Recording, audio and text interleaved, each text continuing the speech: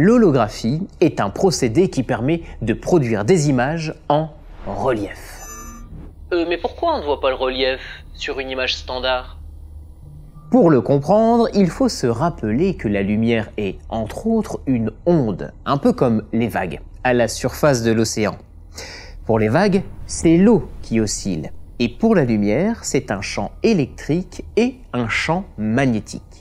Quand on regarde une vague, il est facile de savoir si elle est proche ou lointaine en estimant le nombre de vagues qu'il y a entre elle et nous. Pour estimer la distance d'un objet, il suffirait donc de compter le nombre d'oscillations que fait le champ électromagnétique entre l'objet et nous. Mais il y a un problème. Notre œil ne voit pas le champ électrique, mais uniquement son intensité, ce qu'on appelle aussi l'irradiance. C'est un peu comme si en regardant l'océan, on ne voyait pas les creux et les bosses des vagues, mais une mer plate. Évidemment, dans ces conditions, on ne peut plus évaluer les distances. Ok, nos yeux ne sont pas parfaits, mais je suppose qu'il existe des capteurs qui sont capables de voir le champ électromagnétique. Eh bien, non. Tous les capteurs que l'on connaît, qu'on utilise dans les appareils photo, les caméras et autres détecteurs en tout genre, n'enregistrent que l'intensité de la lumière. Et c'est la raison pour laquelle toutes nos images sont à 2 dimensions sans relief. Oui, mais bon, on voit en relief quand même. Parce que nous avons 2 yeux. Et si nous regardons 2 points situés à des distances différentes, nos 2 yeux ne les voient pas séparés de la même distance. Le cerveau fait le reste en transformant cette différence en relief. Ah oui, d'accord, oui. Pour restituer le relief, une image devrait enregistrer la totalité des propriétés du champ électromagnétique et pas seulement son intensité. Si on reprend l'analogie des vagues, il faut enregistrer la hauteur réelle de l'eau, en chaque point, ce qu'on appelle l'amplitude, et le nombre de vagues qui le séparent d'un point de référence, ce que l'on appelle la phase. Il faut ensuite un dispositif qui permette de lire l'image en reconstituant l'amplitude et la phase de la lumière en chaque point. Ainsi, la lumière est réémise exactement comme elle a été capturée. L'image devient en quelque sorte une fenêtre à travers laquelle on regarderait la scène et les yeux voient exactement ce qu'il y avait à l'endroit de la prise de vue. Et donc, les 2 yeux reçoivent à nouveau des informations différentes. Mais on a vu que ça n'existait pas, des capteurs capables de faire ça, hein? Oui, mais on peut contourner le problème. Il suffit de rajouter une 2e source de lumière et on obtient alors des interférences.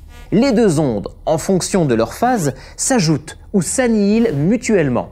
Ce qui est important, c'est que l'intensité résultante est liée aux amplitudes et aux phases des 2 ondes initiales. Et donc, en enregistrant cette intensité, on enregistre l'amplitude et la phase qui nous intéressent. C'est ce qu'on appelle un hologramme. Excusez-moi, s'il suffisait de rajouter un 2e éclairage pour enregistrer une image en relief, ça se saurait. C'est parce que, pour que ça fonctionne, il faut que les 2 sources de lumière aient une propriété bien spécifique qu'on appelle la cohérence, ce qui signifie que leur phase mutuelle est parfaitement définie. Et ça, on ne peut l'obtenir en pratique qu'avec des lasers. Pour enregistrer un hologramme, il faut donc un dispositif technique un peu complexe. Oui, excusez-moi encore, hein. Moi, j'ai vu des méthodes très simples pour réaliser des hologrammes, hein. Comme cette pyramide là qu'on pose sur un smartphone là. La journée, c'est grave. Aujourd'hui, on qualifie d'hologramme des dispositifs qui ne sont pas obtenus par holographie. C'est le cas notamment du fantôme de Pepper, une illusion d'optique inventée au XIXe siècle. Il s'agit simplement d'une projection sur une paroi transparente qui donne une impression de profondeur. Une pyramide inversée permet de voir la projection dans toutes les directions, mais l'image est à 2 dimensions et sans relief. Au contraire, l'image obtenue par holographie est à 3 dimensions. Si vous vous déplacez par rapport à l'image, vous verrez de nouveaux détails.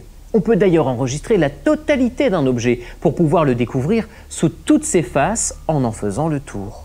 L'œil perçoit également parfaitement le relief. Selon la façon dont la prise de vue a été faite, l'objet apparaît en profondeur par rapport au support ou au contraire semble sortir de son cadre. L'holographie reste aujourd'hui le procédé le plus performant pour enregistrer une image en 3 dimensions. Mais comme elle est complexe à mettre en œuvre, la technique ne s'est pas développée dans le domaine des arts ou des médias.